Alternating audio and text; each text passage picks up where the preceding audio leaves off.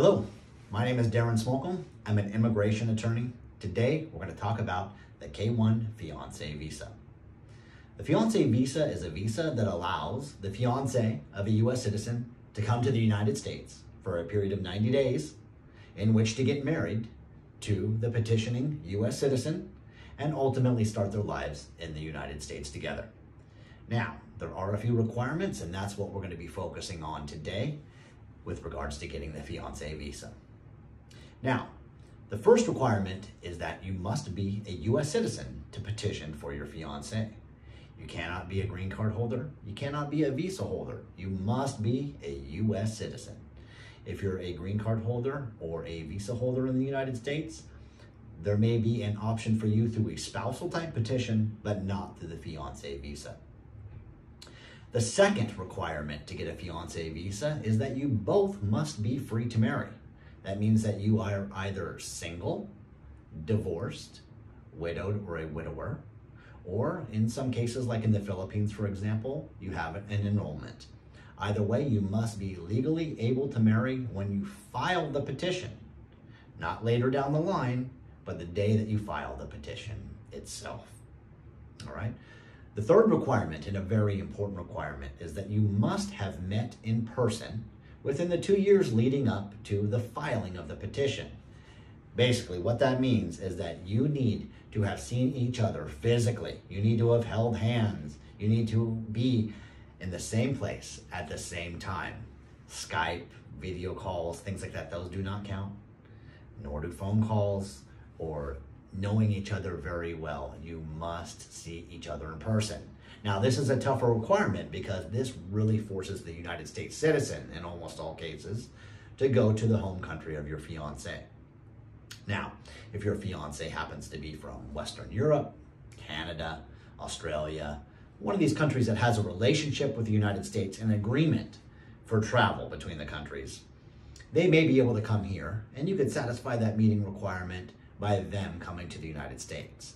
But in most cases, if your fiancé is from the Philippines or Eastern Europe, China, anywhere in Asia, quite frankly, other than Japan or Singapore, you're gonna have to go there and to meet and satisfy this requirement.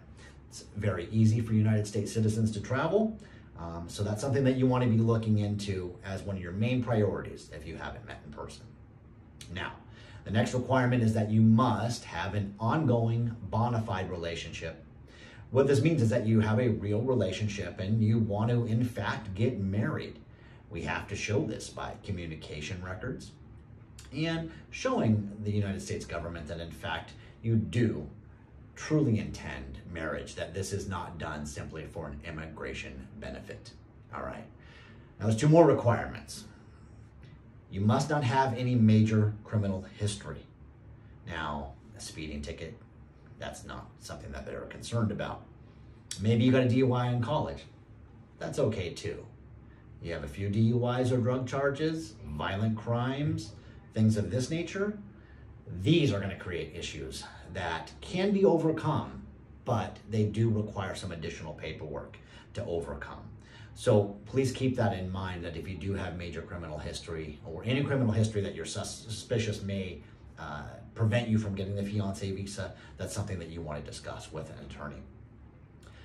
Final requirement is that you must be able to support your fiancé in the United States. If you meet all the other requirements, the government says, sure, we'll let your fiancé come to the US, but we don't want her to be a burden on the taxpayer. That means that you need to show that you make enough income to be able to take care of him or her once they're here. The requirements vary based on your household size. The household size minimum is 2, you and your fiancé. You start adding children or other dependents, then your income requirements are gonna go up. In most countries, you can use a co-sponsor if you don't meet the requirements.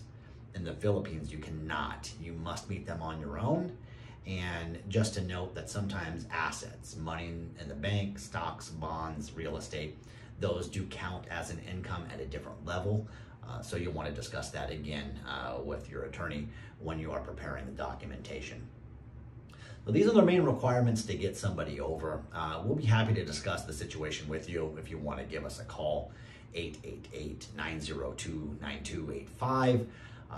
If you are calling from international or want to text, use WhatsApp, Viber, something like that, +1 619 755 9822.